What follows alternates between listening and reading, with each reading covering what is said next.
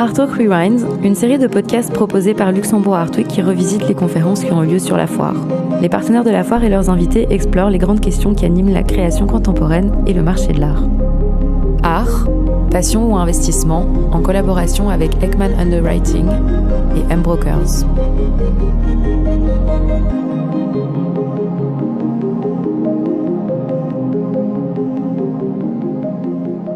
Merci beaucoup aux organisateurs de la Luxembourg Art Week de nous faire confiance pour la 3e fois cette année, à M-Broker et à Ekman Underwriting pour organiser l'organisation de ce talk, qu'on espérera évidemment le plus vif possible. Alors avant de vous présenter mes amis et panélistes ici présents ce soir, qui nous font l'honneur d'être présents, certains viennent de loin, voire de très loin, peut-être une brève introduction de ce qu'on voudrait vous présenter ce soir et la manière dont on vous souhaiterait positionner le débat qui va y avoir ou les échanges qui vont avoir lieu ce soir. L'art aujourd'hui n'échappe plus aux logiques financières. Si la passion et l'attachement culturel demeurent essentiels, la question de l'art comme actif d'investissement occupe une place croissante dans les débats, c'est évident. Les collectionneurs ne cherchent plus seulement à acquérir une œuvre pour son pouvoir émotionnel ou symbolique, ils s'intéressent aussi à sa valorisation, à sa liquidité potentielle et à sa place dans une stratégie patrimoniale. De nombreuses études récentes montrent que les acheteurs considèrent désormais l'art comme un outil de diversification, on en reparlera souvent, tout en exprimant une certaine méfiance, évidemment, face au risque de spéculation, on en parlera aussi beaucoup ce soir, ou aux incertitudes qui sont liées aux nouvelles formes de création, notamment, vous en avez entendu parler depuis plus de 3 ans certainement maintenant, les créations numériques comme les NFT. Alors entre désir esthétique et logique d'investissement, le marché reflète aussi une tension permanente. Comment concilier émotion et rationalité, intuition et gestion financière ? À l'heure où les banques privées qui sont présentes ce soir, les intermédiaires spécialisés et les institutions culturelles aussi représentées s'impliquent davantage, cette question devient absolument incontournable pour comprendre les mutations en cours. Merci. Je suis ravi ce soir d'accueillir à la Luxembourg Art Week pour ce talk consacré à une question qui traverse le monde de l'art. L'art est-il toujours affaire de passion ? Ou est-il devenu un actif d'investissement? Eh bien, je suis ravi d'accueillir pour en débattre ce soir nos panélistes et je vais rapidement vous les présenter puisque nous espérons rentrer le plus vite possible dans le vif du sujet. Tout d'abord, Amici de Villenfang. Bonsoir, Amici. Bonsoir. Alors, vous êtes une professionnelle du marché de l'art et de la culture, forte de plus de 10 ans d'expérience internationale entre Bruxelles, Luxembourg et Londres. Vous avez commencé comme experte en argenterie chez Bonhams, c'est bien ça. Et puis chez Chiswick Auction, est-ce que je prononce correctement? Chiswick, oui. Et puis vous avez travaillé comme business developer chez Sotheby's. Et pour finir, vous avez contribué au développement de la start-up Artvisor à Londres avant de vous spécialiser dans l'organisation de voyages culturels. Vous êtes aujourd'hui basée à Luxembourg. Vous êtes conservatrice de l'administration des biens d'une personne qu'on ne nommera pas ici, n'est-ce pas, et conférencière pour Luxembourg Accueil et membre du conseil d'administration des Amis des Musées. Donc vous avez une énorme expertise du marché de l'art et qui est associée à une véritable capacité de médiation culturelle. Merci d'être présente, Amici, ce soir. Merci. Je passe à Martin Schreiner. Martin, ça devient une tradition. C'est la 3e année que vous nous rejoignez ici. Vous êtes courtier en assurance au Luxembourg et vous disposez d'une expérience de 25 ans dans le domaine des assurances pour les entreprises ou les particuliers. Vous avez un dada un tout petit peu ou une passion un peu particulière pour l'art et la culture puisque un grand nombre de collectionneurs vous font confiance pour la couverture de vos objets d'art et les objets de collection comme les voitures. Vous êtes soucieuse, nous me dit-on, de fournir un service complet aux clients et je notais que vous les accompagnez dans toutes les étapes. Donc il y a déjà beaucoup de travail en amont. Merci Martine. Sophie Clohart, vous êtes conseillère en art chez Puilatco, Quintet Private Bank, hein, c'est ça? C'est tout à fait ça. Où vous aidez vos clients à gérer évaluer, transmettre leur collection. Vous avez 15 ans d'expérience sur le marché de l'art international, dans les ventes aux enchères, au conseil aux indépendants. Vous avez un vaste réseau d'experts et d'institutions que vous mettez au service de vos clients et nous avons la chance de pouvoir en bénéficier, travaillant régulièrement sur des partenariats autour d'artistes, de maisons culturelles, d'institutions et c'est un plaisir de vous avoir ici ce soir. Last but not least, oh non pardon, j'ai oublié de dire que pour vous, l'art est le reflet d'une passion, d'une identité, d'un héritage et que vous aidez ainsi vos clients à relever les défis liés aux acquisitions, à la due diligence, à la succession, à la transmission, entre autres choses que vous faites de façon la plus sympathique possible. Vous intervenez aussi très régulièrement pour expliquer comment l'art peut être à la fois source de valeur financière, mais surtout, et j'ai beaucoup aimé ce que vous avez écrit là, un vecteur de sens à travers les générations. Je pense que ce sera peut-être votre ligne de conduite ce soir. Absolument, merci Eric. On termine par Pierre Naquin. Pierre, vous êtes entrepreneur français spécialisé dans l'innovation et la technologie de l'art. Et vous êtes basé à Monaco. Vous êtes fondateur d'Art Exchange, la première place de marché financière dédiée à l'art, et aussi d'Art Media Agency, beaucoup plus connue sous le nom d'AMA. Et donc, c'est une agence de presse et de production avec un contenu tourné entièrement vers l'art. Je vous invite à prendre connaissance de ces revues qui sont assez géniales. Vous avez aussi, vous, une expérience internationale puisque vous avez travaillé à Calcutta et en Chine, à Shanghai, et vous avez développé une double compétence, comprendre les dynamiques globales de l'art contemporain, tout en créant des ponts entre création artistique, marché et médias. Vous êtes énormément reconnu pour vos contributions dans différents journaux ou publications en tant que spécialiste. Je cite par exemple la Gazette Drou. Voilà pour les invités que je remercie encore une fois d'être présents ce soir. On va commencer par le sujet qui nous aborde et un premier jeu de questions autour d'un premier thème, quand la passion rencontre la valeur. Alors, l'art a toujours été lié à l'émotion. Il attire aujourd'hui l'attention d'investisseurs et de gestionnaires de patrimoine. Vous qui évoluez dans le monde du patrimoine et de la conservation, on entend souvent dire que l'argent prend de plus en plus de place dans le monde de l'art. Est-ce que c'est aussi quelque chose que vous observez et comment cela se manifeste? Comment cela se traduit-il selon vous dans la manière dont on regarde ou on valorise une œuvre d'art? Oui, c'est vrai qu'on remarque que l'argent prend de plus en plus de place dans le monde de l'art. C'est pas non plus complètement nouveau dans le sens où il y a toujours eu une certaine économie, un certain marché de l'art, mais c'est vrai qu'il prend une place croissante. Donc on examine toujours, évidemment, heureusement encore, une œuvre d'art pour ses qualités esthétiques, pour l'émotion qu'elle nous fait ressentir, le message qu'elle fait passer. On admire toujours la maîtrise technique d'un artiste. On apprécie la valeur historique, patrimoniale d'une œuvre. Mais c'est vrai qu'on remarque aussi qu'en plus de cela, une œuvre commence aussi à être évaluée selon des critères économiques. Sa potentielle prise de valeur, par exemple, sa liquidité. Et on le remarque au terme que l'on emploie quand on parle de l'art maintenant. On parle d'investissement, de rendement, on parle d'actifs culturels, de diversification du patrimoine. Ce sont des termes qui, je pense, avant étaient plutôt réservés au monde de la finance et qui petit à petit se sont invités dans le vocabulaire du monde de l'art. Alors c'est à nuancer dans le sens où, bien évidemment, la passion, l'émotion reste au centre et doit rester le critère principal. Mais on ne peut pas nier cette nouvelle réalité économique. Merci. Vous avez parlé de liquidité. Je ne sais pas si c'est clair pour tout le monde ce que c'est la liquidité d'un actif. Est-ce que Sophie, tu souhaiterais en parler en tant que banquière de service ou tu souhaites que je m'en occupe? Bien sûr, avec plaisir. Donc la liquidité, en tout cas dans le domaine de l'art, on dit souvent que l'art, c'est quelque chose, c'est un actif financier qui est extrêmement illiquide. Donc ça veut dire qu'il est difficilement transformable en liquidité. Donc, comme le disait Sophie, vous écoulez moins vite une œuvre d'art que vous avez achetée ou un objet de collection que des monnaies d'or, d'argent ou de ce que vous voulez. Sophie, peut-être une première question à vous. Lorsque vous accompagnez vos clients dans la constitution d'une collection, Comment percevez-vous cet équilibre entre le plaisir esthétique d'une part et la structuration patrimoniale d'une collection? Alors, merci pour cette question. Il s'agit en effet de trouver un équilibre.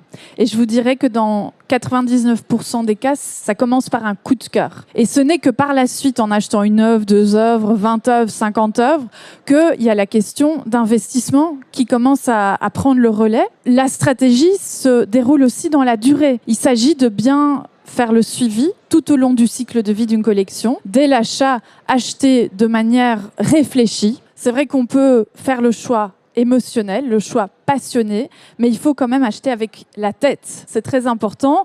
Est-ce que l'œuvre est accompagnée de la bonne documentation?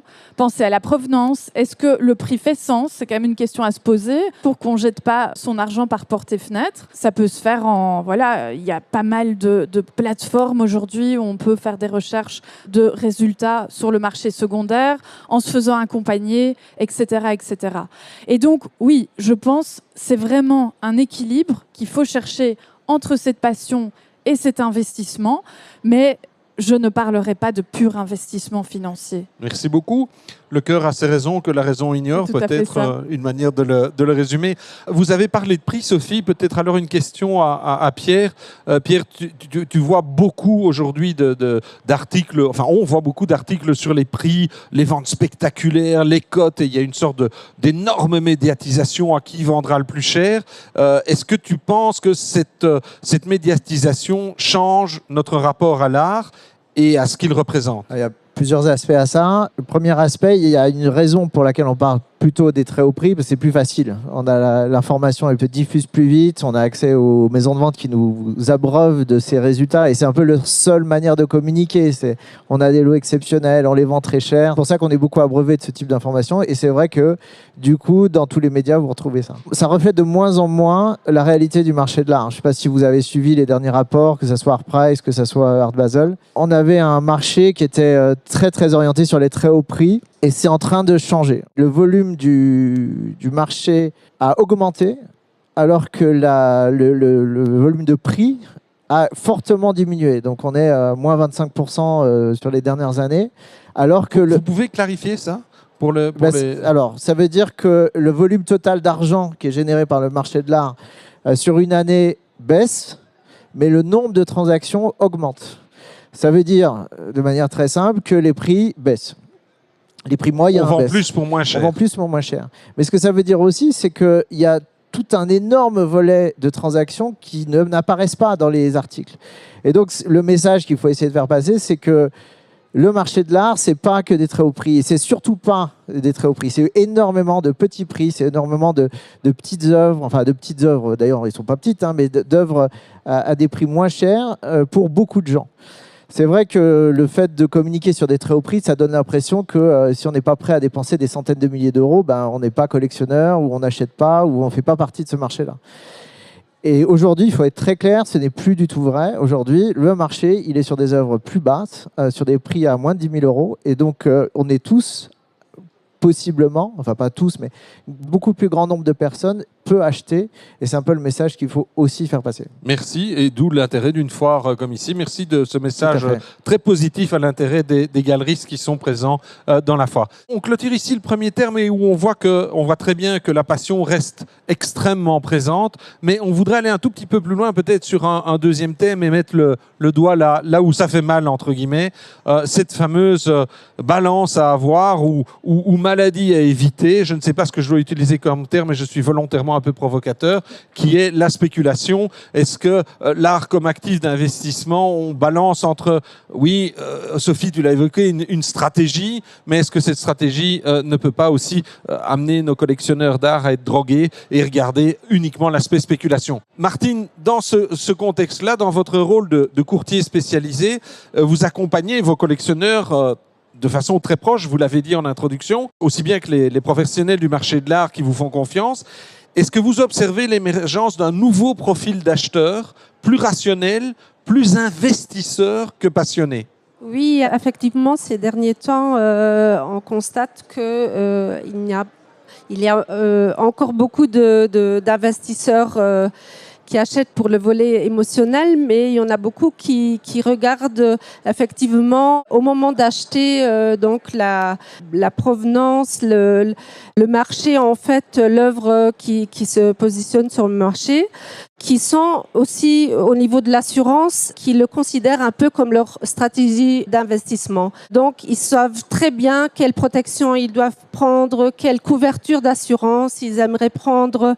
Ils analysent le risque, effectivement, et ce qui est le plus important, c'est la valeur assurée. Ils veillent bien à ce que ce soit la valeur agréée pour ne pas avoir de mauvaises surprises en cas de sinistre. Mais donc, pour vous, c'est très intéressant parce que cette valorisation de l'œuvre d'art permet à votre client d'être beaucoup plus sensible à la gestion des risques. Sophie, lorsque vous échangez avec vos clients, est-ce qu'ils parlent de l'art comme avant ou bien est-ce que pour eux, c'est une façon de diversifier leur patrimoine?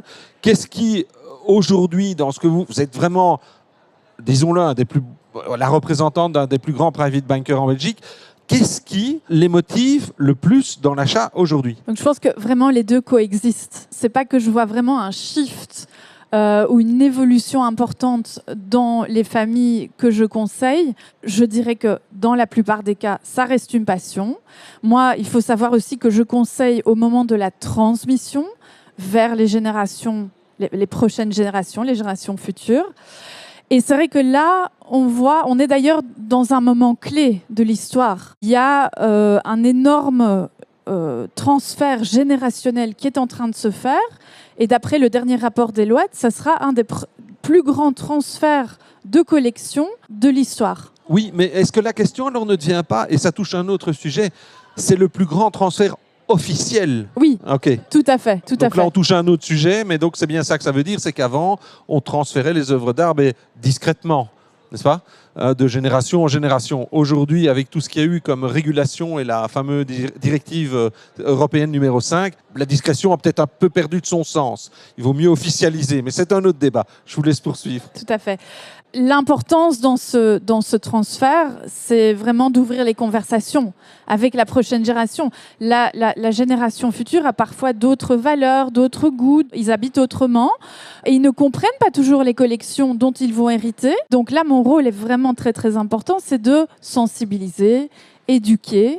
Je vais d'ailleurs vous raconter une très belle histoire d'une famille que j'ai pu accompagner récemment à Bruxelles. Donc le papa avait hérité d'une magnifique collection de tableaux modernes, dont 2 Magritte. Mais alors des Magritte, voilà, bonne période, exceptionnelle, qui se trouvaient dans un coffre. Le papa avait pu tisser un lien magique avec ces tableaux puisqu'il avait grandi, il avait toujours connu ces tableaux dans le bureau de son papa. Les enfants, par contre, non, ils n'avaient aucun lien. Quand on a commencé les conversations de transmission, qu'est-ce que vous voulez en faire? Qu'est-ce qui vous importerait? Ils ne savaient pas. Et c'est alors qu'on a mis sur table l'idée de les prêter dans un musée, que vous connaissez sûrement. Le musée Magritte, peut-être. Ça Peut-être, bien tombé, peut-être, voilà. Grâce au fait qu'on a mis ça sur la table, qu'ils se sont ouverts à cette idée, le fait de pouvoir partager publiquement, etc., on les a accompagnés, on les a sensibilisés. Et aujourd'hui, ces 2 tableaux sont en prêt au musée à Bruxelles. Donc je voulais vous partager cette jolie histoire qui montre quand même que malgré qu'il y ait une nouvelle génération qui, a priori, n'avait peut-être pas beaucoup de liens avec la collection, ça permet d'avoir un impact social et culturel. Superbe exemple dans le cadre de cette balance entre la passion, la transmission et l'investissement. Pierre, à travers les échanges que vous avez avec les collectionneurs et les acteurs du marché, est-ce que vous sentez, vous, que la dimension d'investissement prend de l'importance à tous les niveaux ou bien est-ce qu'elle reste un sujet uniquement pour les grandes fortunes? Alors, moi, j'ai monté Art Exchange il y a quelques années. Donc, c'était une bourse, une place de marché financière pour des œuvres d'art. Et à l'époque, l'idée, c'était de prendre, entre guillemets, de l'argent de la finance et de l'introduire dans le marché de l'art. Et ce que nous, on s'est aperçu, et d'ailleurs, Adriano avait fait, il y avait un autre projet, Split Art, puis il y a eu d'autres... Adriano, c'est la personne qui s'occupe de l'art et de la finance chez Deloitte. à Luxembourg, mais c'est à partir de Luxembourg que ça a rayonné partout dans le monde. Donc c'est quelqu'un qui a été, pour la thématique de l'art financier, a été très très important. Et donc concomitamment, il y a eu ces deux projets-là. Et ce qu'on s'est aperçu, c'est que culturellement, au lieu d'arriver à faire venir l'argent de la finance dans le secteur de l'art, on s'est aperçu que les collectionneurs prenaient une attention plus grande, et c'est ce qui a été dit juste avant, à la valeur aussi patrimoniale de leur collection. Ça ne veut pas dire qu'ils achetaient avec des dollars dans les yeux, ça veut dire qu'ils considéraient l'argent, et à raison, dans leur choix d'acquisition.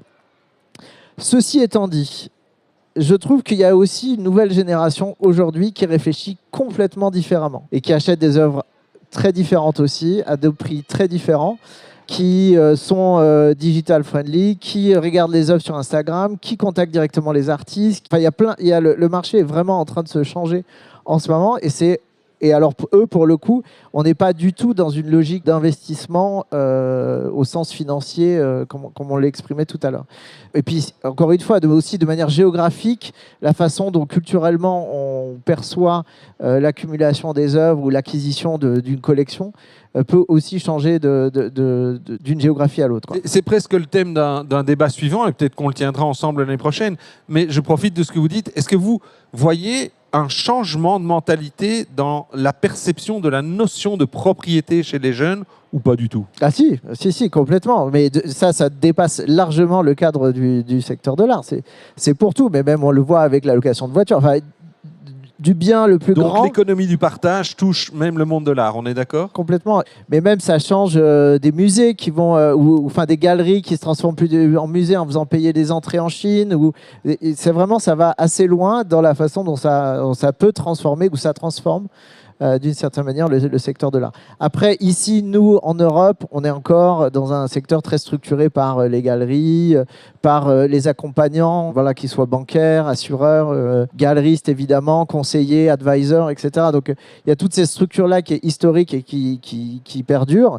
Mais c'est vrai que voilà, avec une nouvelle génération vient de nouvelles pratiques et c'est aussi enrichissant, je trouve, quoi. Une autre question, Amici. De votre point de vue, est-ce que cette approche financière a un impact sur la manière dont les institutions valorisent et sélectionnent les œuvres à acquérir? Oui, c'est inévitable, ça a quand même un impact. Après, il faut quand même se rendre compte que les institutions et les musées ont un regard assez spécifique. Et ils peuvent prendre peut-être un peu plus de distance par rapport à ces approches financières, à ces logiques de spéculation. Ils peuvent garder un regard assez critique et peut-être viser à mettre en lumière des artistes et des tendances qui s'inscrivent moins dans un mouvement de spéculation et de finance. Donc ça, c'est quelque chose qu'ils peuvent faire de manière volontaire, c'est un choix. Mais il y a aussi un phénomène, c'est que lorsque on parle de spéculation, donc on a des œuvres dont les prix flambent, des cotes d'artistes qui grimpent de manière démesurée, ça peut aussi rendre les œuvres inaccessibles pour certaines institutions. Donc ça, c'est évidemment involontaire. C'est pas un choix de leur part, mais elles n'arrivent plus peut-être à les acquérir. Par contre, il y a aussi tout un aspect positif de cet intérêt financier pour l'art et pour les œuvres, c'est que cet intérêt financier va attirer des nouveaux acteurs et ça va peut-être faire naître des possibles collaborations, des mécénats, des nouveaux moyens de financement pour des musées, pour des institutions qui peuvent donc aider aussi leur cause. Merci beaucoup. Cette évolution du marché de l'art a-t-elle des effets sur la création? On vient de voir, et c'est quand même important ce que vous avez dit, c'est pas anecdotique. À partir du moment où une valorisation, une augmentation des valeurs dans le marché de l'art empêche un organe qui représente quand même l'intérêt général, le musée, l'institution culturelle, de continuer à acquérir des œuvres reflets de nos sociétés, ça pose une première question sur cette, je vais exagérer, mais cette ultra-valorisation des œuvres d'art. La deuxième est donc sur la création elle-même. Est-elle menacée par cette augmentation? De nouveau pour vous, Amici, est-ce que vous avez le sentiment que les artistes tiennent de plus en plus compte du marché dans leur travail ou dans la façon dont ils se rendent visibles?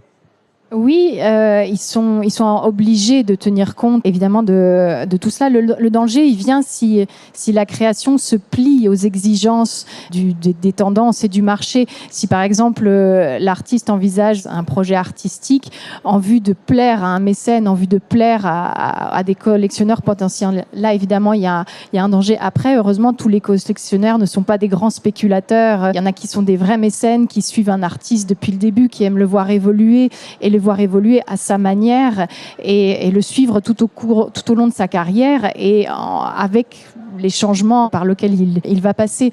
Et puis, il y a aussi beaucoup d'artistes ont conscience, je pense, de ces tendances spéculatives. Il y en a beaucoup qui le critiquent et qui utilisent ça dans leur art aussi.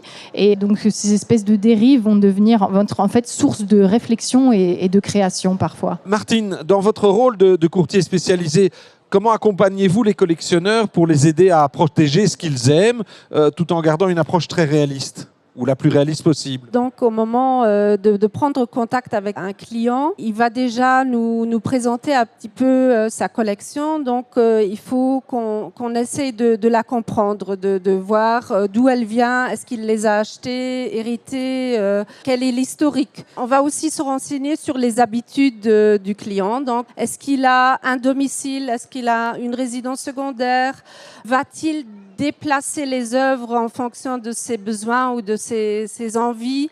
Est-ce qu'il a des mesures de protection qui sont dans tous ses biens immobiliers présents, afin de lui proposer après la couverture d'assurance qui convient le mieux. Donc avec le transport compris, avec aussi la possibilité de prêter les œuvres parfois, donc ou de les exposer aussi. Voilà, tout un peu ce qui touche la collection pour l'accompagner au mieux jusqu'à la fin. En fait, le sinistre s'il arrive, sinon c'est une mise à jour chaque fois de son contrat d'assurance qui vit avec sa collection en fait. Pierre et Sophie, peut-être vous, cet impact du marché de l'art sur la création, ça vous évoque quoi? Ça vous fait tiquer ou bien Alors moi, c'est moins mon domaine, évidemment. Je remarque, je suis souvent présente à des salons d'art contemporain, etc., qu'il y a une évolution dans ce sens. Comme disait Amici là tout de suite, on voit certains artistes qui ont tendance à s'adapter à la demande de certaines galeries peut-être, ou à la demande du marché. Bon, c'est très clair. Je veux dire, avant une expo, avant un salon, on demande aux artistes de produire plus. Toutes les galeries le font. Les artistes qui ont plusieurs galeries, ils ont un besoin de produire qui est plus important qu'un artiste qui n'est pas représenté. Donc, c'est sûr qu'il y a un impact. Après, il ne faut pas être naïf non plus. Les commandes, ça a toujours existé. La représentation par des galeries, ça a toujours existé. Donc, c'est à chaque artiste de trouver l'équilibre entre où il veut aller. Et ça fait partie de lui. Et ce qui a été dit aussi, c'est que l'impact du marché, mais plus généralement de l'argent, du pouvoir de l'argent, transparaît aujourd'hui dans une proportion phénoménale d'œuvres qui sont créées. Mais c'est aussi une réaction à la société telle qu'elle est aujourd'hui, quoi. On poursuit avec vous, Pierre. Entre passion, culture et argent, dont on a beaucoup parlé depuis le début de ces interventions, est-ce que pour vous, les médias ont contribué à faire évoluer le regard de leurs lecteurs ou de leurs auditeurs sur ces trois notions? Premier aspect, c'est vrai que les médias écrivent beaucoup moins qu'avant sur l'art. C'est-à-dire que la critique artistique, dans le sens noble, c'est-à-dire elle est faite pour expliquer la création d'un artiste.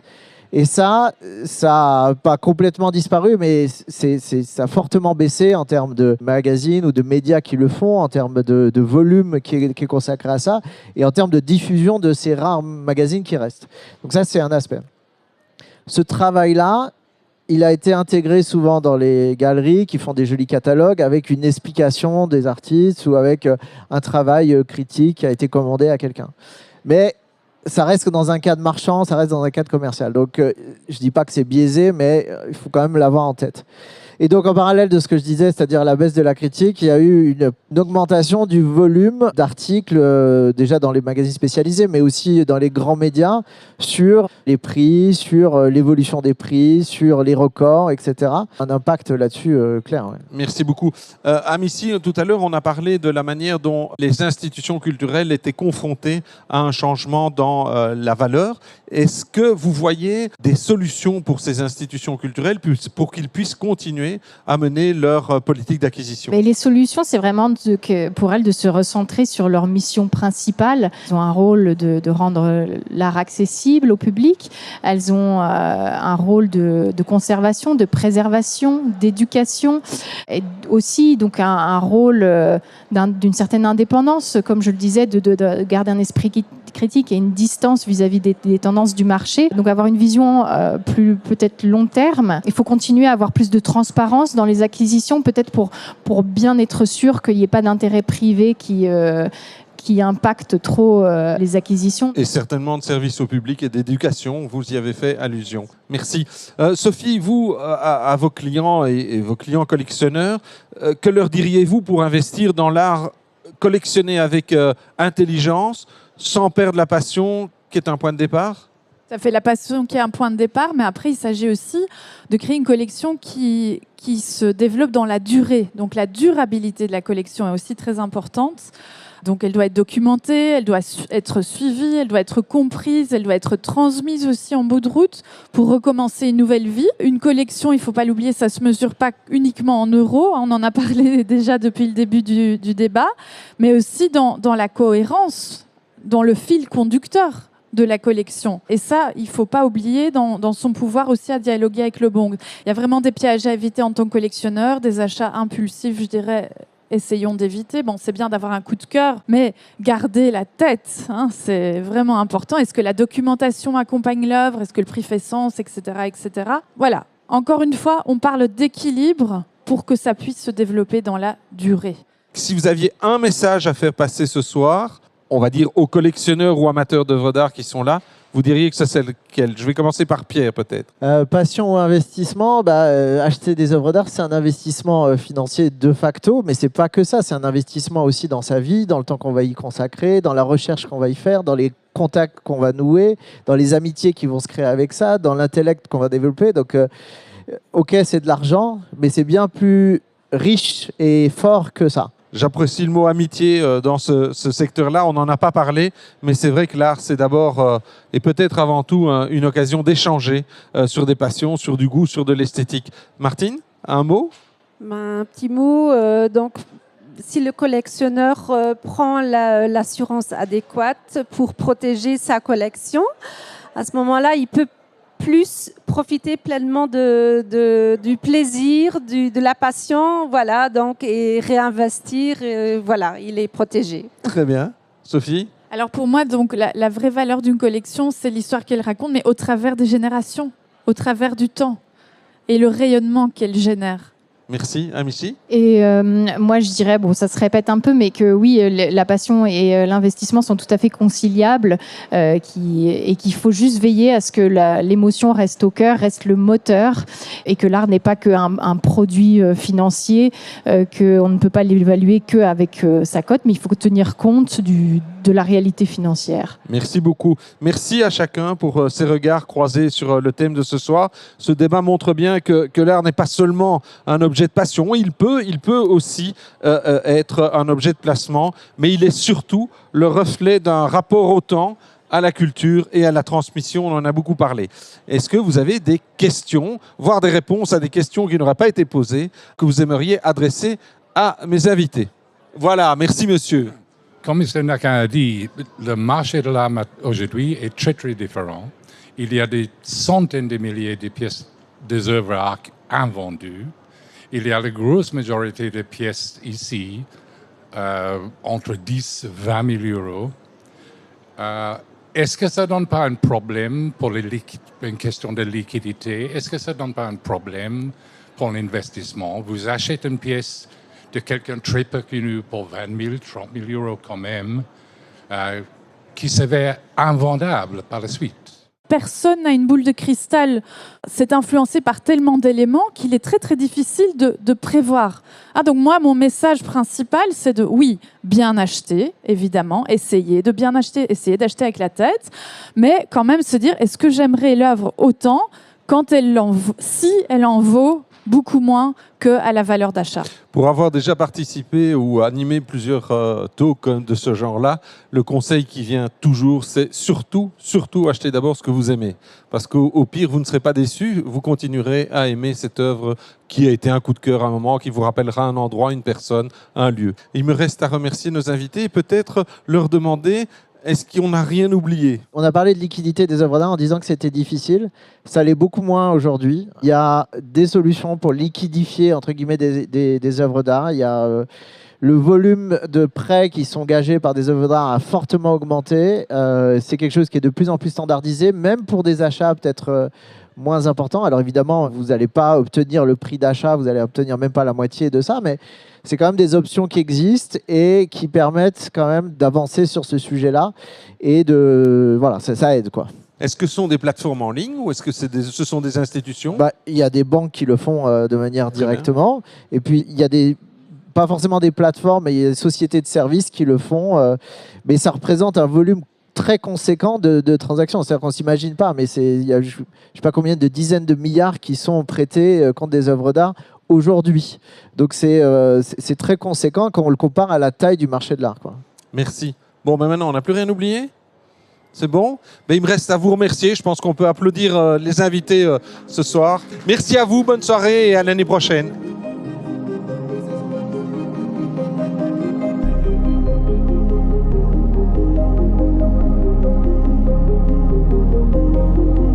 Luxembourg Art Week remercie chaleureusement les intervenants et ses partenaires pour leur engagement dans le cadre du programme Art Talk 2025. La prochaine édition se tiendra du 20 au 22 novembre 2026. Retrouvez-nous pour une nouvelle série de conférences et de conversations captivantes autour de l'art, en direct depuis la foire et disponible en réécoute.